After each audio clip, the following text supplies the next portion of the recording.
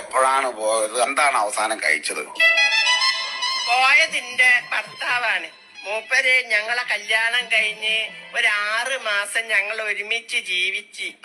6 മാസം കഴിഞ്ഞപ്പോ മൂപ്പർക്കൊരു പൂതി.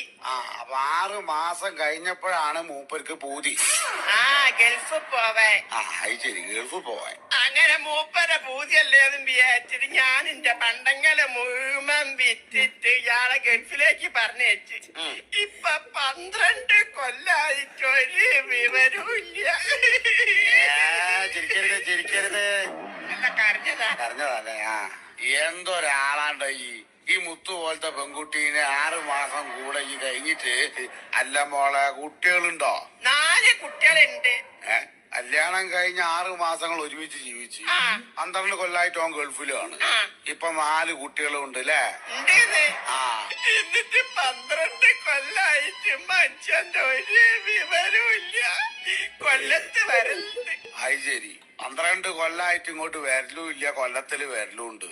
ഇപ്പൊ അങ്ങനെ കണക്കൂട്ടുമ്പോ ഈ രണ്ട് കണക്ക് തെറ്റിപ്പോകാണല്ലോ. എങ്ങനെയാപ്പോ അത് കണക്ക് മനസ്സിലായില്ല എനിക്ക്. അല്ല, കൊല്ലം എന്ന് പറഞ്ഞ സ്ഥലത്ത് വരലുണ്ട്. അവിടെ മൂപ്പർക്ക് ഭാര്യയും കുട്ടികളൊക്കെ ഉണ്ട്. എന്തൊക്കെ ചെലവുണ്ടിക്ക്. 4 മക്കളെ പോറ്റണോ, മൊബൈലിന് ഗ്യാസ് നിറയ്ക്കണോ. മൊബൈലില് ഗ്യാസ് നിറക്കിയേ?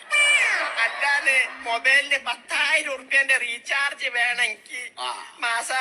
അതുകൊണ്ട് എത്രയും പെട്ടെന്ന് ഇങ്ങോട്ട് വരാനുള്ള ഏർപ്പാട് ചെയ്യണം കേട്ടോ. അല്ലേ, മൂപ്പര് വരണമെന്നില്ല, പൈസ അയച്ചാ മതി. കണ്ടടോ, അവിടെ പോലും എന്നെ ബുദ്ധിമുട്ടിക്കുന്നില്ല. എവിടുന്ന് കിട്ടടോ എന്താ മുത്തു പോലത്തെ ഒരു പെണ്ണുങ്ങളെ? ചിരിക്കല്ലേ, അയ്യോ, ഓനെ ചിരിപ്പിച്ച് പറഞ്ഞയച്ചായിരിക്കും എനിക്ക് തോന്നുന്നത്.